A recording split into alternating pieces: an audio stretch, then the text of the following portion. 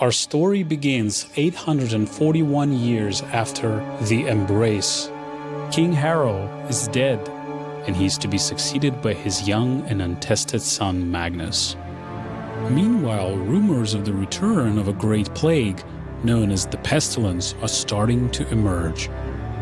Madrigal Celine, a ruthless figure in the church, sees the Pestilence as a chance to prove herself. These forces converge on the backwater of Visceral Sacra, where rebel groups and the provincial government fight for control amid the isle's crumbling ruins. As a Cerim, a member of an ancient sect devoted to defeating the Pestilence, you are sent on a merchant ship to investigate. En route, your ship comes under attack from a rebel group known as the Risen. The battle leaves the vessel battered and badly damaged. The ship stands little chance as it limps towards the shore, and it is torn apart on the rocks at sea. You find yourself washed up at the shores of Visceral Sacra, bruised and unarmed, and end up caught in the midst of both a vast political struggle and a fight for survival.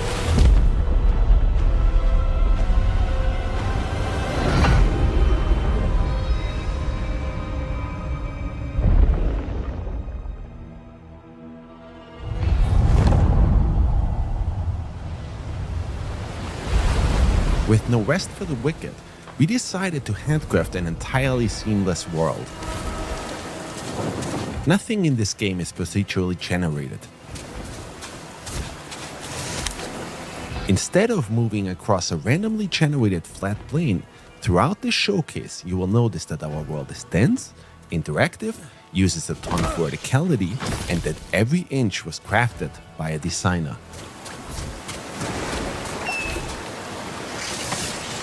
You'll be well served always paying attention to your surroundings too.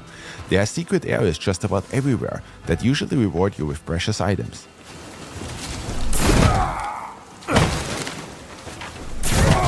Loot in No Rest for the Wicked is randomized. It ensures that every player has their own unique experience, and that every time you explore an area, you might just finally get that last gold ore or new battle axe you've been waiting for. We abandoned the old point-and-click model to move your character around. We wanted players to have ultimate control over their character.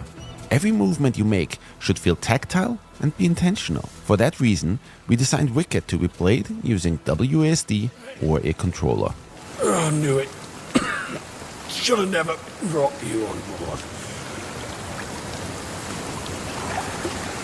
You'll never make it to Sacrament from here.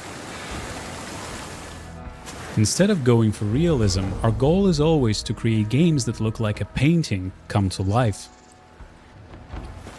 Our artists spent years meticulously modeling and hand-painting all of Visceral Sacra. You will traverse through plenty of breathtakingly beautiful environments, lit with natural day and night cycles, immersed in dynamic weather.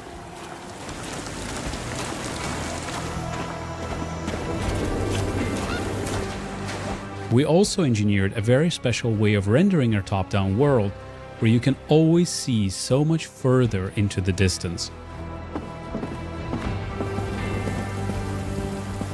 Our goal was to make everything as interactive as possible. If an object looks like you can climb it, then you can actually climb it. And if an object is too thin to walk over it, you might just need to balance your way across.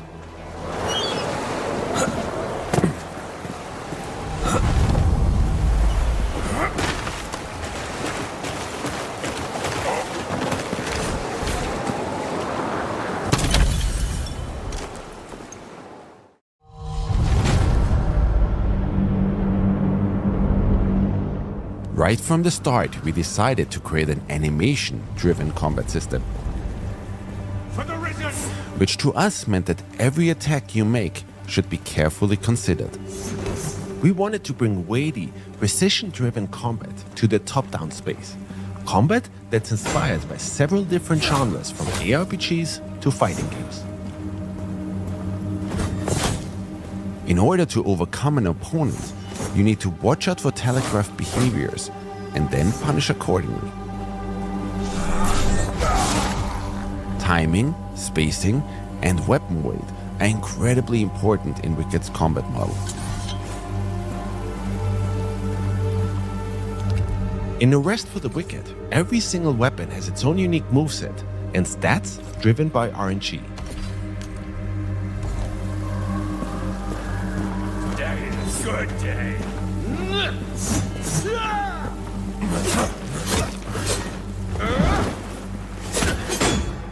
Using this dagger, I'll have a hard time breaking this enemy's shield. Let's try something different.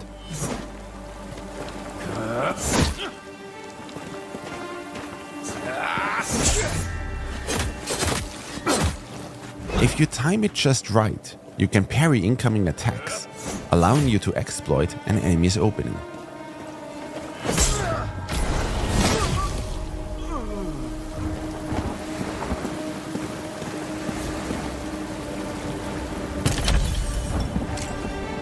Gear in Arrest for the Wicked comes in 4 different rarities. White items are common. Unlike in other ERPGs, they're not trash loot. We instead made those the most customizable. Blue items are rare. They offer only positive enchantments. Purple items are cursed. They offer very positive enchantments, but they also come with a cursed enchantment. Gold items are unique. They are specifically handcrafted by our designers and offer unique enchantments. This rare claymore we found has an enchantment that increases my focus gain whenever I deal damage.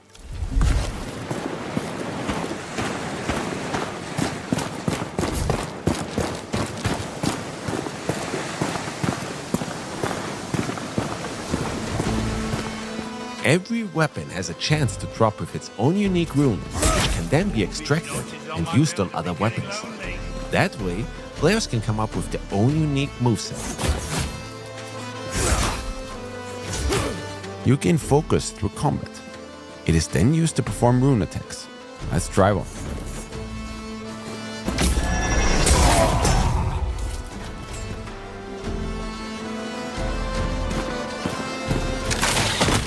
But every now and then, you might not even need to use your weapons to get rid of an enemy. Sometimes, all you need is a little push. Every weapon you'll find in No Rest for the Wicked has its own bespoke moveset, custom made by our incredible animation department. Squash and stretch and other animation principles directly inform our combat design. Layered on top of that, enchantments that drastically impact weapon behavior, and our deep rune system. All of this culminates in a weapon system that we feel is extremely fun and engaging and allows every player to create their own style of combat. When it comes to gear like armor, there is a wide range of options, each with their own design and attributes. The weight of such items even affects your movement in combat. For instance, if you opt in for a lighter, faster build, you can quick-step out of enemies' way. Quick-steps are fast and don't consume a lot of stamina. With medium weight build, your character will dodge roll. Those are slower and consume more stamina.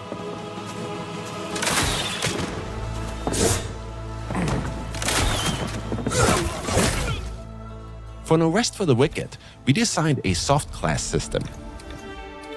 Instead of locking you into a character class that you then have to adhere to for the entire playthrough, we want you to have the flexibility and freedom to play as the type of character you want to, and even come up with character classes we haven't even thought of. So far, we've shown what combat looks like with a more melee-focused build. Let's take a look at how combat changes for a mage. This character build uses a two-handed staff. We have 3 rune specials available: Blink, Fireball, and Nova. Fighting multiple enemies is always tricky. When used right, Nova can be an absolute blast. The uniqueness of each item you find or craft, being able to create any character build you can think of through our soft class system, and the randomized loot, all of these systems combine to ensure each playthrough and every player's experience is never truly the same.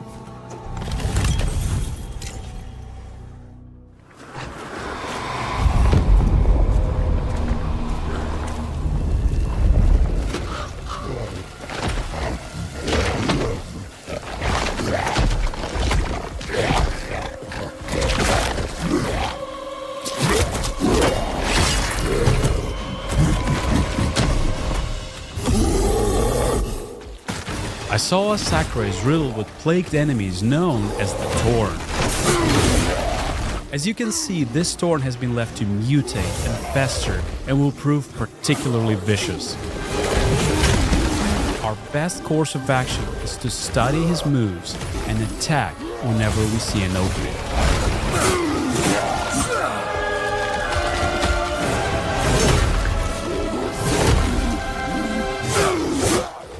Bosses are also quite brutal in No Rest for the Wicked. They will punish every mistake you will make. But keep a cool head, make use of all of the skills you've learned, and you just might succeed. As you can see, No Rest for the Wicked is an intensely skill-based game.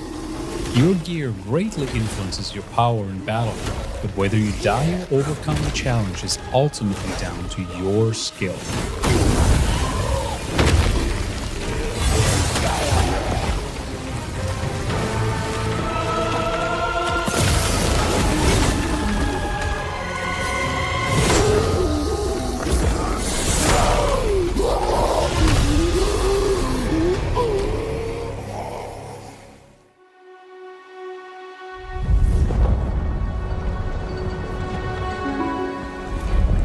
Along your journey, you will come across the town of Sacrament, the capital of Isola Sacra. Sacrament is a war-torn place, but over the course of your journey, you can help rebuild Sacrament to its former glory. Oh, ignore their gates, Cerim. They likely never seen one of your kind. In order to demonstrate that, we'll switch to a realm that's already a little more advanced. Our goal is to make Sacrament as interesting and interactive as possible. Read about it, Mary, where that tailor's at your service. Mary, we agreed. My name goes first. Don't pretend you don't smell it. Come have a taste. And players will be in control over how Sacrament will evolve over time. For example, after my previous expedition, I helped Fillmore rebuild his smithy. He now sells better gear and is also able to upgrade our gear to a higher level. To that effect, we aim to make investing resources into Sacrament as satisfying and rewarding as investing resources into your character is. Let's take a look at another way you can make Sacrament your own. In Sacrament, you'll be able to purchase real estate. Well, if you have the funds to afford it. This city's gone to shit. Property in Sacrament can get a little bit expensive, but accumulate the riches and you can choose from a wide range of properties to suit anyone's taste. Your house is the perfect place to stash your loot, craft items, relax, and plan everything out for your next big run through the dangerous areas surrounding Sacrament. I just moved in here, so it's a little bit barren. Let's fix that. Out on your journey, you'll be able to collect or harvest valuable resources, which then can be used to craft new gear, furniture for your home, or even make improvements to the town itself. Catch a fish, for example, and it can be cooked and eaten, of course, but certain fish scales might even make for some fine armor. While I was on the shores of Sacra, I collected some pine wood. So now, let's make use of that and make this place a little bit more cozy.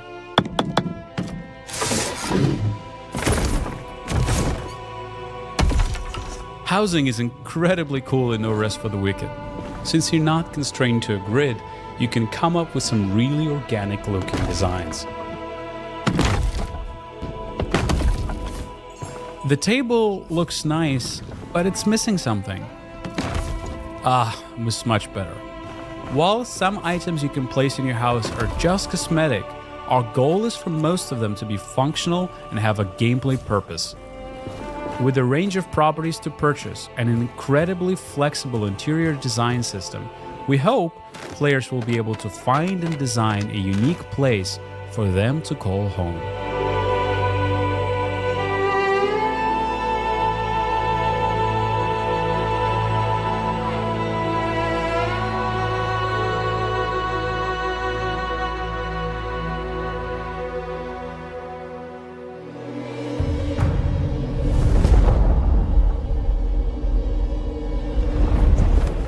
One last thing we'd like to show you today is a system we call Alive. Although No Rest for the Wicked features a traditional campaign, it was important to us that the Solar Sacra is very much a living, breathing world. In order to show you what that means, we're going to go to an area called Mariner's Keep. This is an area I've previously ventured through and explored. However, since my last journey through here, Nif have overrun the local area,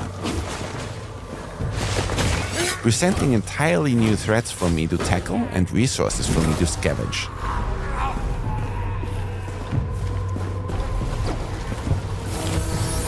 The world of No Rest for the Wicked is constantly changing around you. And each time you visit a region, you'll be faced with a drastically different experience.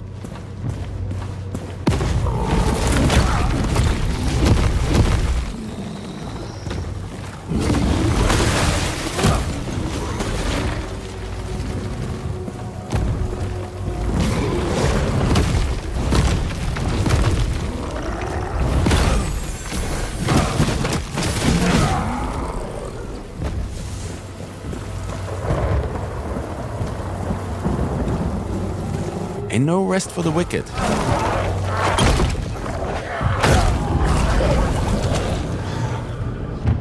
You never really know what to expect. For those of you who asked about Endgame, yes, we've got you covered. While we don't want to give away too much at this point, once you reach the Endgame, you can enter the Cerim Crucible. This is where you'll have to test your metal against some of the toughest enemies within No Rest for the Wicked.